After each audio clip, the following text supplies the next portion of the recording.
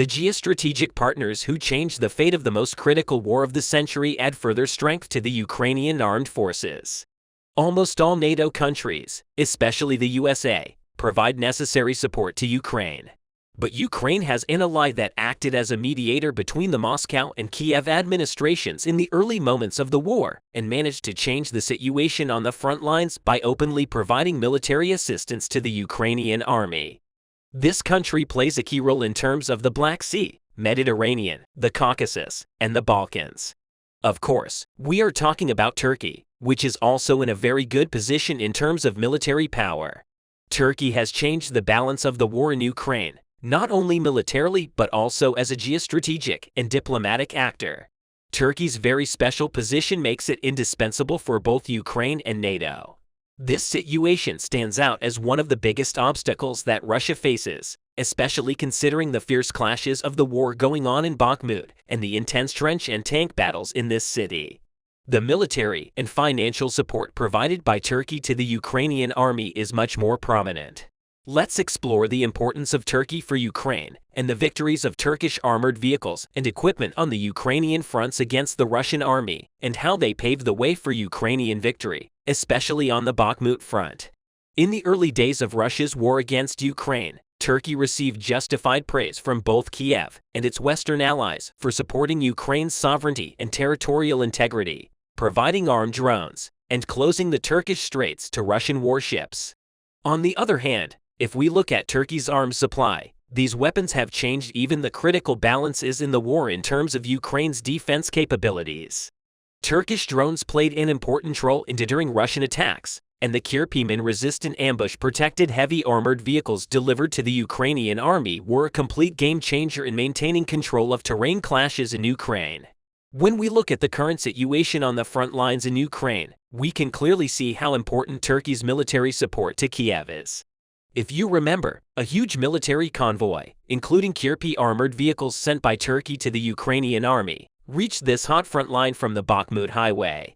In the footage shared on social media, it was clearly seen that the Turkish armored vehicle convoy of the Ukrainian army was moving along the highway in the direction of Bakhmut. This convoy of the Ukrainian armed forces in the video consisted of at least 20 Ukrainian armored vehicles and a tanker in total. Considering that there could be at least 20 people in the armored vehicles, the Ukrainian forces were sending very serious military reinforcements in the direction of Bakhmut. In addition to all these military armored vehicles, the Ukrainian armed forces deployed about 5 armored infantry vehicles as a support force on the highway leading to the Bakhmut front. From the moment Turkish armored vehicles and special artillery munitions reached the Bakhmut front, the course of clashes in the city suddenly turned in favor of the Ukrainians. Now the situation in Bakhmut has reached a deadlock for the Russians, thanks to the dozens of Kirpi armored vehicles and 12 TB2 unmanned aerial vehicles that Turkey has provided to the Ukrainian armed forces. Although Wagner leader Yevgeny Prigozhin claims to have captured a small area in the Azov industrial area in Bakhmut, the Turkish military equipment used by the Ukrainians has dispersed both a large part of the Azov industrial zone and the front lines to the north and east of the city. We also recently saw Turkish-made armored vehicles enter Bakhmut and repulse the Russian troops trying to hold on to Bakhmut's most critical fronts. The Russian army still sees Bakhmut as the key front of the war, but critical aid from Ukraine's powerful allies and the troops of the Ukrainian army are even able to drive the Russians out of the outskirts of Bakhmut. On the other hand, Russia's failure to carry out successful offensive actions in most of Bakhmut, except for a small area of Slavyansk and the Azov industrial zone, justified Vladimir Putin's concerns about Turkey, because the Russian leader cannot tolerate Turkey's development of the Ukrainian army and financial support to Kiev in terms of ground attack and air operations. Actually, Putin was right about this in a way because, thanks to Turkey's support, the joint simultaneous dawn operations and attack attempts of the Ukrainian armed forces, the Ukrainian border guards, and the Azov battalion on the northern border lines of Bakhmut had driven the Russian forces out of this region. The Ukrainian army used Turkish Kirpi armored vehicles and Bayraktar unmanned aerial vehicles in these striking offensive operations and blockaded Bakhmut, which they saw as the eastern stronghold of the Russians. The use of Turkish war equipment in the Ukrainian armed forces changes not only the course of clashes in Bakhmut but also the balances in Donbass. The reason for this is that the city of Bakhmut offers a broad perspective on other front lines in the Donbas region of Ukraine. This strategic position is vital for control in both Donetsk and Luhansk. For this reason, Turkey's military support to the Ukrainian army plays a significant role in seizing control of the Donbas front lines. So, what effects did Turkey's military support to Ukraine have on the Russian side and in the diplomatic arena? While Russian leader Vladimir Putin continued to seek allies in this regard, he was also quite surprised that Turkey increased its military support to Kiev. The Russian leader has not yet used Turkey's big move as a trump card for sanctions issues. However, the Ankara government does not seem to stop increasing its military aid to the Ukrainian army. Taking into account Putin's view, in fact, the intensity of Turkey's support for Ukraine should not surprise those who follow the country's foreign policy decisions in recent years. In 2019, Turkey was the only NATO member to intervene alongside the internationally recognized Libyan government against Khalifa Haftar's Russia-backed Libyan National Army. Turkey's massive intervention was the only thing preventing Russia from gaining a firm military foothold on NATO's southern border. This does not mean that Turkish foreign policy decisions that directly contradict Russia's interests do not carry great risks, because Turkey is currently facing both internal and external threats from actors that receive support from Russia or that may escalate its support. But despite all this, Turkey, the brave Ukrainian ally, does not fail to help Kiev in any way. On the contrary, Turkey is fully equipping the Ukrainian army. Let's take a closer look at all the recent military and financial aid that Turkey has sent to the Ukrainians. In addition to intense efforts to mediate between Ukraine and Russia since the beginning of the war, Turkey has sent about 35 Bayraktar TB2 armed unmanned aerial vehicles, 24 mini Bayraktar reconnaissance UAVs, TRG-230 guided multiple rocket launchers, electronic warfare equipment, and 200 BMC Kirpi wraps. In addition to all these, Turkey also sent mortar shells, artillery shells, various weapons, ammunition, and a number of other financial aid packages to the Ukrainian army. Turkey's contribution to the Kiev army is a direct investment in Ankara's own national and regional security because Ukraine plays a critical role in deterring not only Russia's aggression in the Black Sea but also its power projection towards the Mediterranean. For this reason, we can consider the military assistance of Ukraine's brave ally, Turkey, to the Ukrainian armed forces as a guarantor factor for the peace of the Black Sea and the Mediterranean and the military and diplomatic security of the Western and Eastern European bloc. Ukraine, on the other hand, has chosen to keep publications about these deliveries to a minimum rather than announcing the extent of all this military support by Turkey. Most deliveries from Turkey reaching the Ukrainian military were only revealed after they were detected in Ukraine or reported by Ukrainian sources. In addition, a large part of the weapons sent to the Ukrainian army from Turkey was donated, while the rest were sold at huge discounts. Also, Turkish private defense firm Bakertek donated 5 Bayraktar TB2s to the Ukrainian army using the $32 million it collected from aid funds for humanitarian aid, defense, and reconstruction projects in Ukraine. These stunning aids provided by Turkey seem to be only half of the story. Ukrainian government sources reported that Ukraine received about 15 more Bayraktar TB2s from Baker for free, and 15 more were sold at a lower price. It was announced that this price covers only Baker's production costs. Baker also donated 24 mini Bayraktar reconnaissance UAVs to the Ukrainian armed forces in the wake of recent reports of trying to help Ukraine. Turkey continues to emphasize its status as a loyal ally supporting Ukraine's defense as a result. It seems that Russia's threats to the world and attempts to intimidate those who support Kiev in the war in Ukraine did not change the direction of Turkey's foreign policies. In early June, Ukrainian troops stepped up offensive operations in the Zaporizhia region, while the Ukrainian armed forces managed to liberate 8 settlements in the Zaporizhia and Donetsk region. It also continues to advance in the direction of Bakhmut. While our Ukrainian forces continue their attacks and achieve success in the Zaporizhia region, they also carry out attacks against the invaders in the Luhansk region.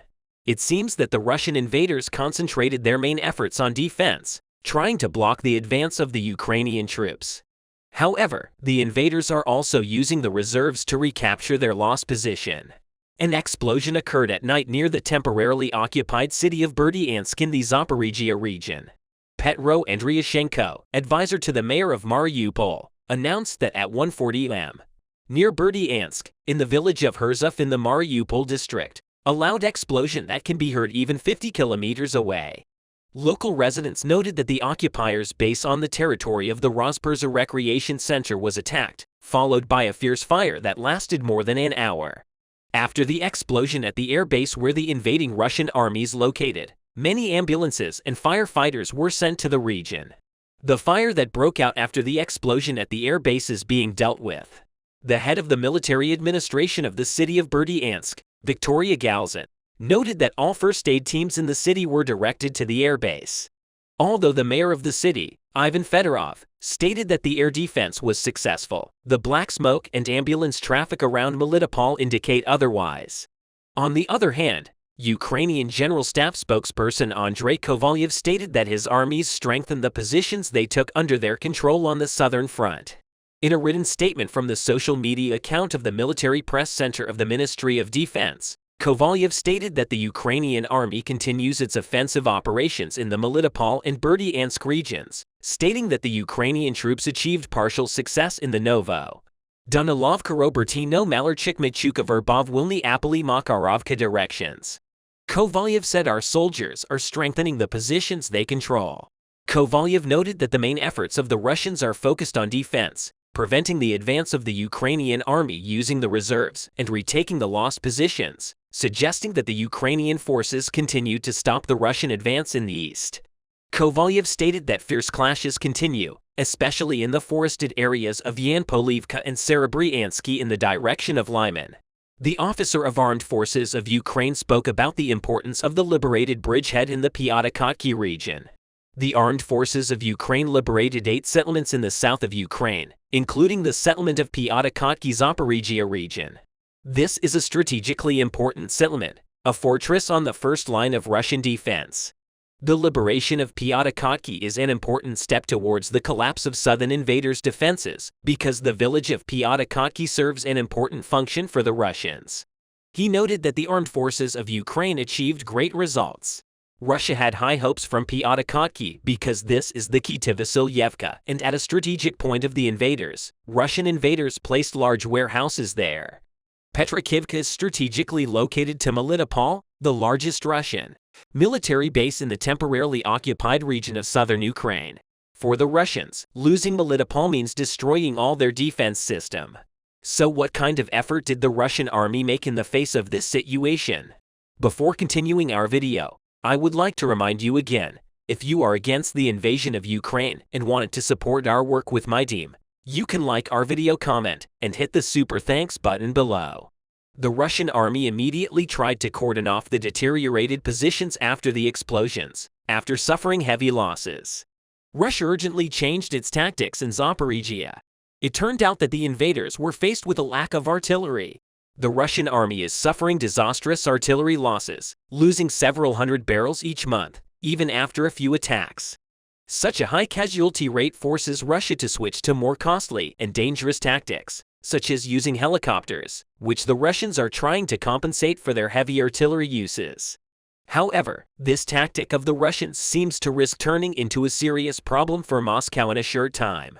In the last 2 months, the shortage of artillery has reached critical dimensions, especially on the Russian Federation side. The Russian command does not have time to compensate for the loss of artillery, even by replacing the old Soviet advisors. We can see how the Russian occupying army began to drive more attack helicopters to the south and use them as artillery. This forces Russian helicopters to work as close as possible to the area where there are potential risks, such as being hit by an air defense systems or entering the territory of a mobile group with man-pads. As a result, the Russians suffer a significant loss of their helicopters. As of June 28, Russian attack helicopters have already been destroyed. The cost of the Ka-52 attack helicopter ranges from $16 to $20 million, depending on the modification. So by the most conservative estimates in June, the Russian occupation forces lost a fleet of $128 million helicopters. The cost of modern self-propelled gun to say 19 MST is $1.6 million. In the days of the USSR, self-propelled guns to S-3 Akatsiya cost 31,000 rubles at the exchange rate of 0.86 kopecks. Taking into account the inflation, it is possible to conditionally estimate its cost in good condition today, an average of $120,000, which by simple calculation shows that 1066 to C3 seconds were destroyed compared to 8 Ka 52 seconds. Moreover, after the loss of the most modern helicopter fleet, Russia will have to switch to simpler and weaker modifications, such as the Mi-24 or Mi-8, which are much less powerful and pose less of a threat to Ukraine. As a result, while Russia suffered a significant loss of military power due to the war, Ukraine modernized and strengthened the army. At this point, Russia has revealed that it has suffered a significant loss of military power, including most of its most modern equipment due to the Ukraine war. Ukraine, which greatly benefited from Soviet-era weapon stocks, increased its combat capabilities by initiating a transformation in its army with the supply of ground weapons from Western countries. After the collapse of the Soviet Union, the geopolitical balances in the region changed rapidly. In this context, the Baltic states have become members of both NATO and the European Union. This situation gave them a significant political and military power. The beginning of the Ukrainian war also heated the water of the Baltic Sea to a great extent. In this context, the United States aimed to make the region more reliable by accelerating its activities in the Baltic Sea. Ships of the 7th Fleet, the largest U.S. fleet, frequently patrol the Baltic and its surroundings. Besides patrol duties, the multinational Navy is conducting amphibious operations during Baltops 23. Baltops 23, led by the U.S. 6th Fleet, and Strike for NATO, is the first annual maritime-focused exercise that brings together 19 NATO allies and one NATO to provide complex training designed to strengthen the combined response capability critical to maintaining freedom of navigation and security in the Baltic. 20 countries, 50 ships, more than 45 aircraft, and 6,000 personnel are participating in the Baltic Operations 2023 exercise. This year's iteration in the Baltic Sea began on June 4th and will run through June 16th, giving NATO allies and partners the chance to conduct a large-scale naval and amphibious operations. Although Finland has participated in previous iterations of the exercise this year, the country is participating for the first time as a NATO member state. Participating countries include Belgium, Canada, Denmark, Estonia, Finland, France, Germany, Italy, Latvia, Lithuania, Netherlands, Norway, Poland, Portugal, Romania, Spain, Sweden, Turkey, the United Kingdom, and the United States. These countries will deploy a multitude of capabilities, demonstrating the inherent flexibility of their navy. Exercise scenarios include amphibious artillery, anti-submarine air defense and mine clearance operations, as well as explosive ordnance destruction, unmanned surface and underwater exercises, and medical interventions. Previously, Finland participated as a partner country in the exercise, which was first held in 1972. Finland and 7 allied countries bordering the Baltic Sea participate in this year's Baltops, providing a unique training opportunity to strengthen the combined response capability critical to maintaining freedom. Additionally, U.S. Marines from Gulf Company boarded the British Royal Navy's amphibious assault ship HMS Albion as part of the Baltic Operations 2023 exercise in Tallinn, Estonia, on June 1st to work with the Royal Marines throughout the 2-week exercise. During the U.S. Marine Corps' first week aboard HMS Albion, X-Ray Company embarked on a series of practice classes and exercises under the guidance of 45 Commando Royal Marines Gulf Company. Platoon Commander First Lieutenant Jacob Preto said they worked closely with the 45 Commando Royal Marines piloting boats and learning amphibious landing tactics.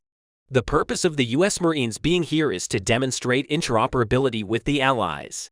According to Fredo, one of the best things about Baltops is working with many different countries and people to learn how they conduct military operations. Gulf Company and X-Ray Company, which entered the combat development and first integration training stages of Baltops 23, conducted amphibious landing exercises near Ventspils, Latvia on June 5th through 8th. The Marine Corps used inflatable raid ships, landing personnel, and landing craft service to transport Marines to shore, where they work together to carry out an amphibious raid. Baltops 23 concludes with the final tactical phase of the exercise, where forces move into the free play section and commanders are given more freedom to execute realistic military dilemmas and tactical programs which are designed to repeat operations. This is an opportunity for NATO allies and partners, as well as Gulf Company and X-Ray Company, to demonstrate their overall coordination and interoperability as a joint force.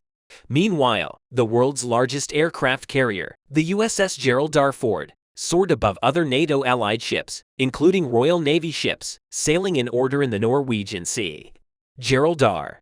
Ford is the U.S. Navy's newest and most advanced aircraft carrier and is currently in NATO's first naval-focused exercise at Baltops 23 in the Baltic region. So how is strategic impact competing in NATO, Russia, and the Baltic?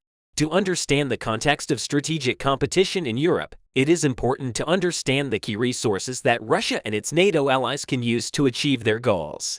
In this resource-based sense, Russia's relative strength in Europe is weaker than it has been for most of the last 2 centuries, if not at its lowest point.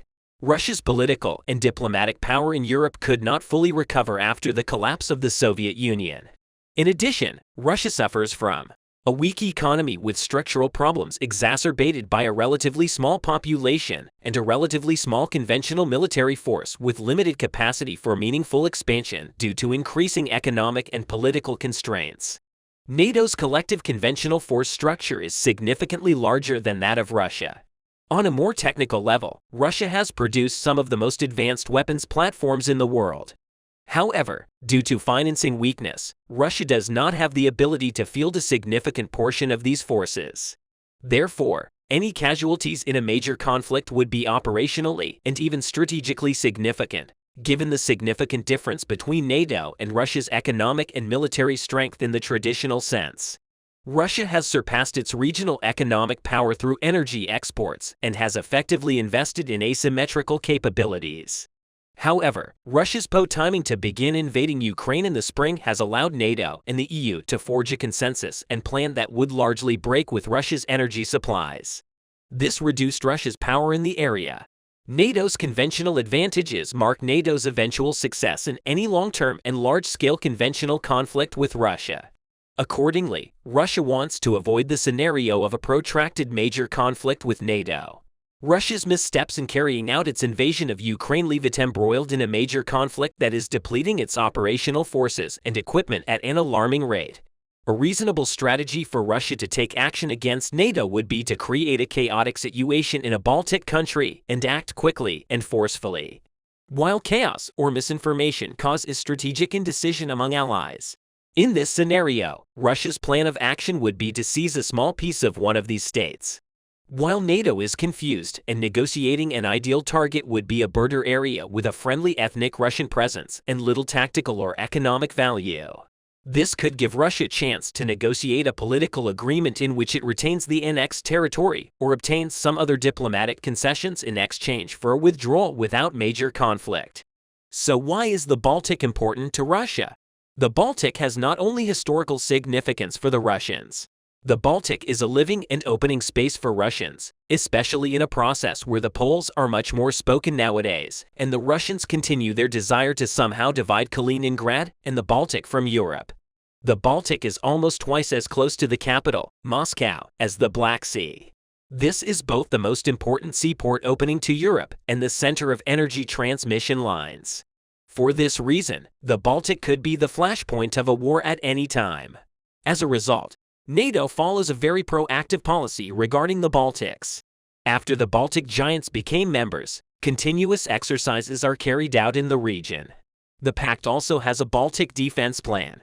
The plan includes supporting the Baltic defense forces.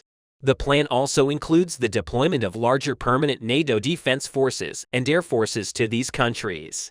It's only a matter of time before the war between Russia and Ukraine foams up in the Baltic Sea.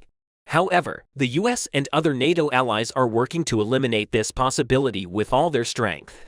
We will be here to share with you the global effects of the Ukraine war. Don't forget to subscribe to our channel and turn on your notifications to be instantly informed about new videos. Thanks for watching.